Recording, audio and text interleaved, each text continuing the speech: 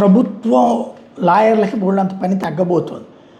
ప్రభుత్వం మీదన కేసులు లేదా ప్రభుత్వం పెట్టిన కేసులు ఛాలెంజ్లు ఇవన్నీ ఇకపైన మధ్యవర్తిత్వంతో క్లోజ్ చేస్తారట. టోటల్గా రాష్ట్రంలో 1,71,075 కేసులు పెండింగ్లో ఉన్నాయట ప్రభుత్వంతో. 6 లక్షలకు పైగా కేసులు టోటల్గా ఉంటే అందులో రాష్ట్ర హైకోర్టును ఏకంగా 1,71,075 పెండింగ్లో ఉన్నాయట.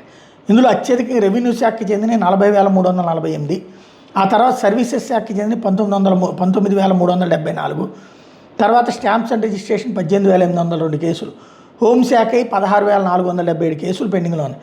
దిగువ కోర్టులో ఏడాది ఫిబ్రవరి నాటికి 4.5 లక్షల కేసులు పెండింగ్లో ఉన్నాయని న్యాయశాఖ తేల్చింది. అదే సుప్రీంకోర్టు, హైకోర్టులో, జిల్లా కోర్టులో ప్రభుత్వం పక్షంగా ఉన్న కేసుల స్థితిని ఖచ్చితంగా నిర్ధారించుకోవడానికి ఆయా కోర్టులకి న్యాయశాఖ లేఖలు పంపింది. వీటన్నిటిని త్వరలో మధ్యవర్తిత్వం ద్వారా పరిష్కరిస్తారట.